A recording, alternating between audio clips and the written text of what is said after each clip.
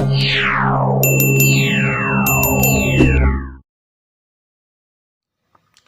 दोस्तों, आज की वीडियो में आपका स्वागत है। आज अपन सीखेंगे माइक्रोसॉफ्ट एक्सेल में ईएमआई कैलकुलेशन। ठीक है, इसके लिए मैंने यहाँ पे एक फॉर्मेट बना रखा है।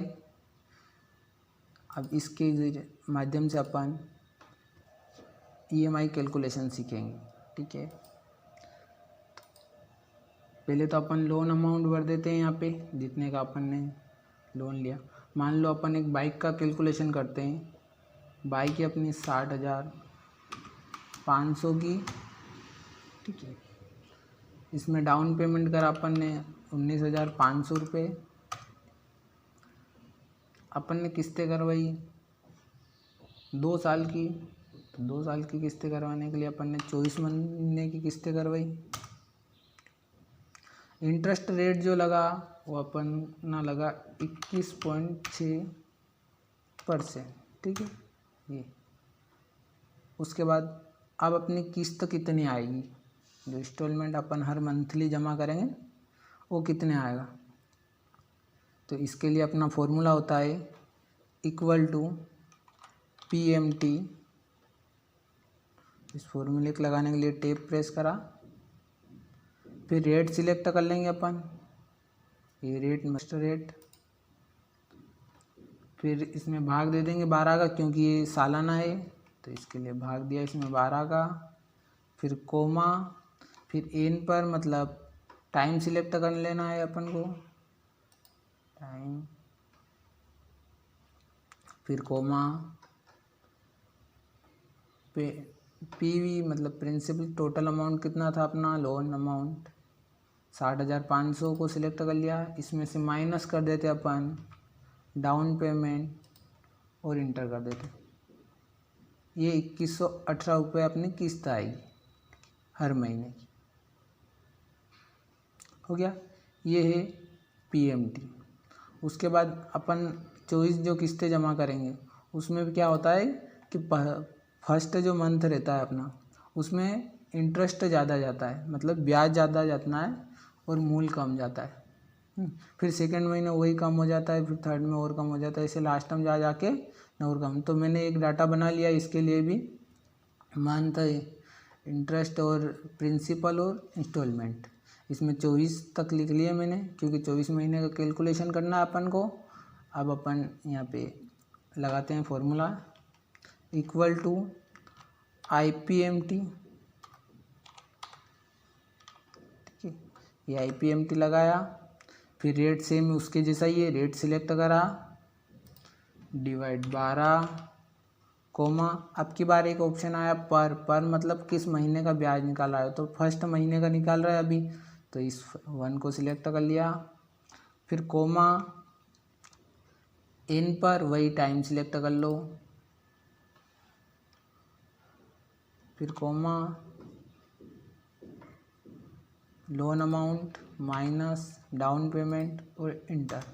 ये अपना 738 रुपये ब्याज जा रहा है फर्स्ट महीने। ठीक है, उसके बाद एक और इसको ऐसा सोचते हैं अपन के सेकेंड महीने का निकालना है, तो इसके लिए डायरेक्ट ड्रैग करके लाएं, ऐसा संभव नहीं है। ठीक है, तो ऐसा संभव करने के लिए क्या करना है अपन को, एब्सोल्यूट सेल रेफरेंस लगना चाहिए। इसमें रिलेटिव सेल रेफरेंस लग रहा है अभी, तो अपन को कुछ सेल को एब्सोल्यूट करना पड़ेगा। एब्सोल्यूट सारी सेल को करना है, ओनली A9 को नहीं करना है। जैसे अपन ने ये वाला जो मंथली को जो सिलेक्ट करा है इसको नहीं करना है, बाकी सबको एब्सोल्यूट करना है। तो इस फॉर्मूले में गए, यहाँ फॉर्मूला बार में गए हो, यहाँ पे इसको B5 को भी एब्सोल्यूट कर दिया, F4 रहता है अपना शॉर्टकट इसका। फिर पर को नहीं करना। ठीक है, फिर इसको भी कर देते हैं B4 को एब्सोल्यूट, B2 को भी कर देते हैं और B3 को भी कर देते हैं। ठीक है, इसको ये रिलेटिव ही रहेगा, क्योंकि मंथ हर बार चेंज होंगे, फर्स्ट सेकंड थर्ड ऐसे हर बार चेंज होगा ना, इसके लिए। अब इंटर कर दो, अब इसे ड्रैग करोगे तो आ जाएगा सबका। ये देखो, सेकंड में और कम हो गई, 713 रुपये हो गए, फिर और कम हो गई, इससे लास्ट में जाते जाते 37 रुपये का लास्ट जो मंथ रहेगा ना अपना 24 लास्ट किस्त, उसमें 37 रुपये ब्याज लगेगा। उसके बाद प्रिंसिपल मूलधन कितना जा रहा है इसमें से तो इसके लिए भी एक फॉर्मूला होता है इक्वल टू